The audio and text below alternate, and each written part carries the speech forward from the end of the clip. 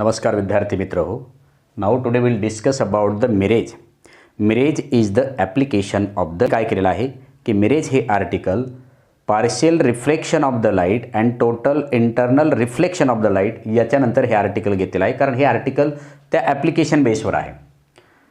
In summer season in desert area, summer सीझनमध्ये the light rays directly falls on the surface of the earth perpendicular to the surface. जे काय सनपासून rays falls होणारे आहेत dessert एरियामध्ये summer सीझनमध्ये directly perpendicular to the surface of the earth असेल afternoon. मग अशा वेळेस काय होतं की the we know that the light rays falls on the surface of the earth किंवा ग्राउंड असेल, टोटली सँड असेल, अशा वेळेस याच्यामध्ये काय होतं की Wien light rays falls on the surface of the ground the amount of the energy is absorb by the ground.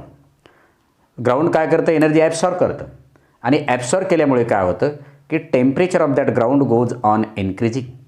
या ग्राउंडचं टेम्परेचर काय होत जातं, वाढत जातं. Above the surface of the ground ही पूर्ण टोटल काय असेल, लँड असेल. मग त्याच्यामध्ये लँड म्हणा नाही तर सँड म्हणा, किंवा सँडही घेऊ शकतो आपण, लँडही घेऊ शकतो. मग दुपारच्या वेळी ज्यावेळेस सनरेज फॉल्स होतात त्यावेळेस जे काय लँड असेल किंवा सँड असेल हे काय करते, अमाऊंट ऑफ एनर्जी ॲब्सॉर्ब करते.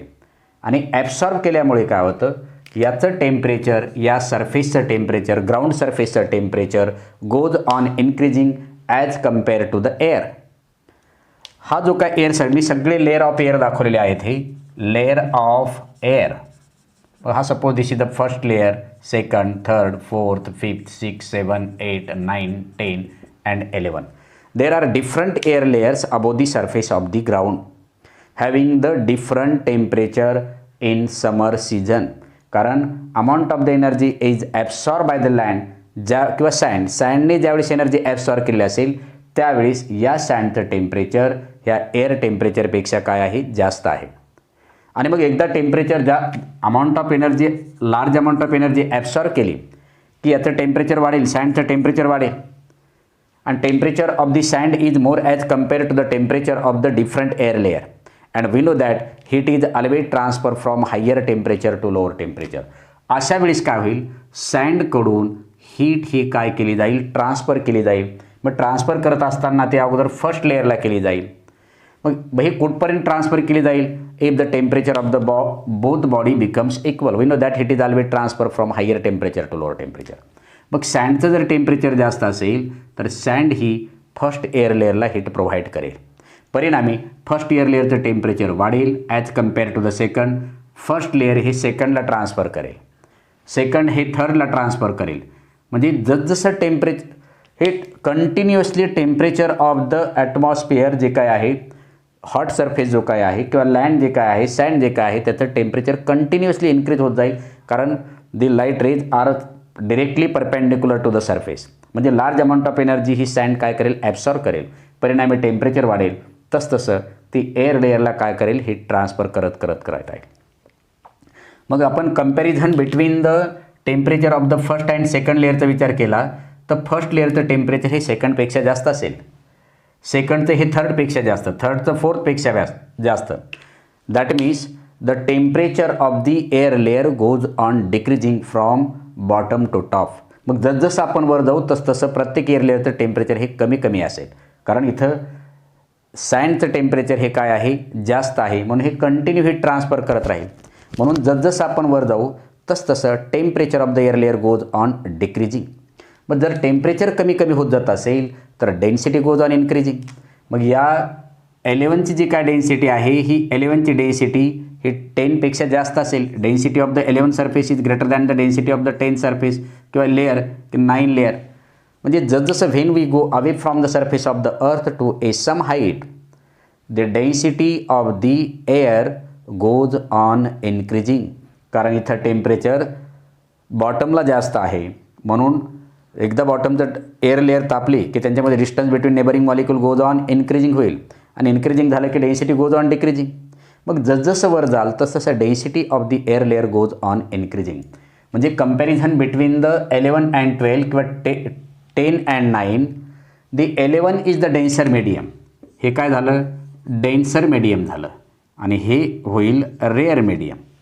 And we know that the incident ray transfer from, मग समजा एखादा इन्सिडेंट रे, हे जे काही आपण झाड दाखवलेलं आहे याच्यावरून incident ray, infinite number of the incident ray are reflected, sun rays याच्यावर पडले असतील मग त्याच्यावरून रिफ्लेक्ट झालेला जो काय रे आहे, समजा मी या फर्स्ट लेअरपर्यंत घेतलेला आहे, incident ray transfer from the rare medium to denser medium after the refraction, after incident ray transfer from denser medium to rare medium after the refraction it bend away from the normal.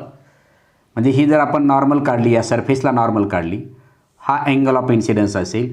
After the refraction incident ray transfer from denser medium to rare medium after the refraction bend away from the normal. हे आपल्याला bend away from the normal दाखवावं लागेल. मग bend away from the normal means what, this is the original path, हा original path असेल. मग this is the normal, bend away from the normal म्हटलं की असा पाथ येईल.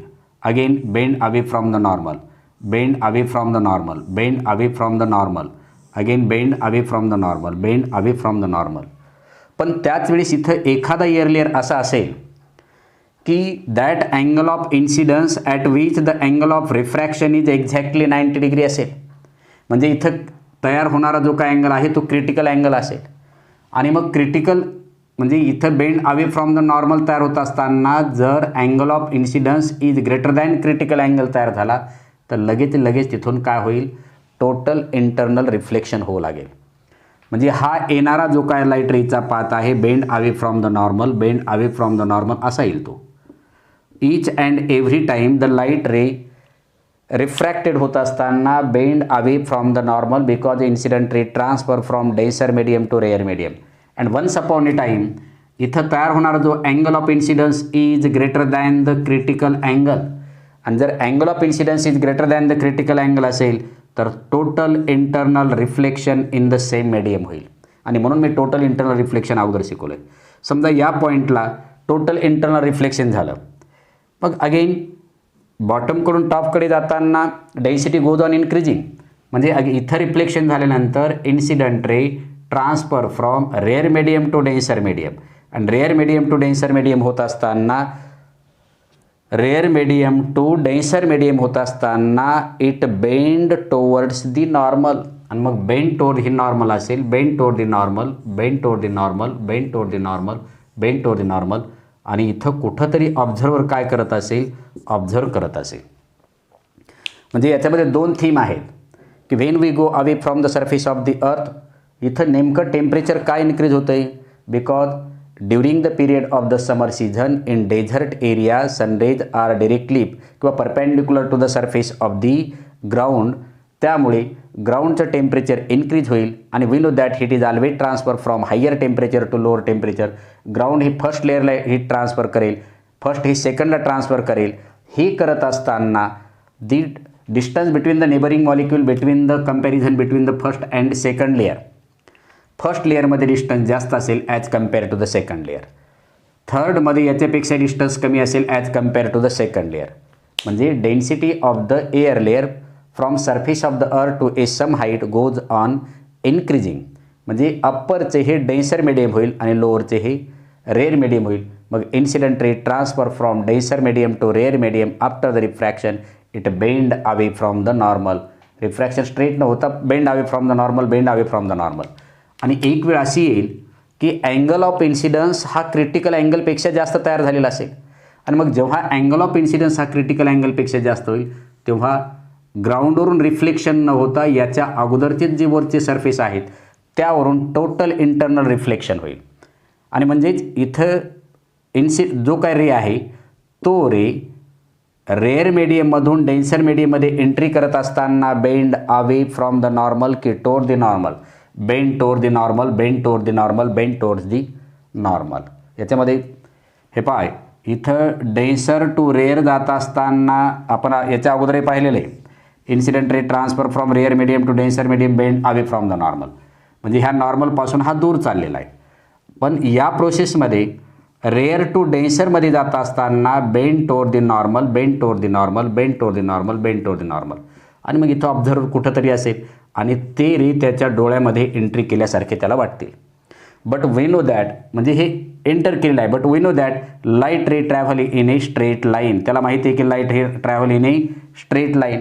आणि मग त्याच्या डोळ्यामध्ये जी काही एंट्री झालेली असेल ना, ही डोळ्यामध्ये एंट्री झालेली त्याला असं वाटेल की हे झाड जे काय आहे हे झाड उलट दिसत आहे. कारण लाईट त्याला माहिती आहे light ray travelling in straight line. त्याला इकडून आलेले जरी लाईट रे असले तरी light ray travelling in straight line असल्यामुळे त्या ऑब्जेक्टची जी काय इमेज आहे ती इमेज त्याला ग्राउंडमध्ये दिसेल. आणि मग तो काय म्हणेल, this is nothing but the mirage. त्यालाच काय म्हणेल, मिरेज. मग मिरेजची डेफिनेशन काय आहे, the light ray is coming from a distant object.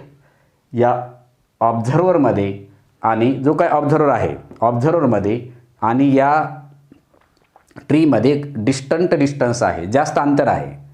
आणि मग light ray is coming from the distant object appear to be light ray is coming from the image of that object through the ground and inside the ground and is known as the mirage. Mirage कशाला म्हणायचं की light ray is coming from the distant object. मग हे काय होतात, appear to बी हे कसे वाटतात, appear to be coming from the image of that object inside the ground and is known as the mirage. की लाईट रे जरी distant ऑब्जेक्टवरून येत असले तरी ते आपल्याला त्या ऑब्जेक्टच्या इमेजपासून आलेल्यासारखे दिसतात, पण ही इमेज कुठं तयार होते, इनसाइड द ग्राउंड. आणि जर असं होत असेल तर त्याला म्हणायचं mirage. And it is nothing but the multiple times refraction takes place through the atmosphere. मग याच्यामध्ये कंटिन्युअसली रिफ्रॅक्टिव्ह इंडेक्स चेंज होत जातो आणि रिफ्रॅक्टिव्ह इंडेक्स चेंज होत गेल्यामुळे पाथसुद्धा चेंज होतो. म्हणजे याचं एकमेव कारण आहे, in summer season in desert area the density of the air layer goes on increasing from top to bottom.